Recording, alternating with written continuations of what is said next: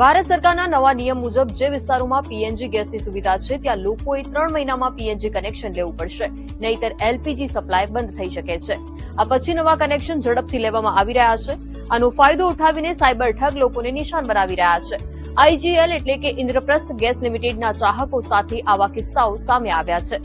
તેથી આજે સાયબર લિટરસીમાં આપણે પીએનજીના નામે થતા કૌભાંડો વિશે વાત કરીશું.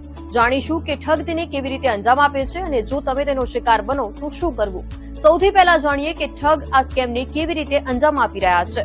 ઠગ આઈજીએલના નામે નકલી મેસેજ મોકલે છે, કનેક્શન કાપી નાખવાની કે બિલ બાકી હોવાનો ડર બતાવે છે, ફેક નંબર પર કોલ કરવાનું કહે છે, કોલ પર પોતાની ઓળખ અધિકારી તરીકે આપે છે, તરત જ પેમેન્ટ કરવાનું દબાણ કરે છે અને પૈસા મળતા જ નંબર બંધ કરી દે છે.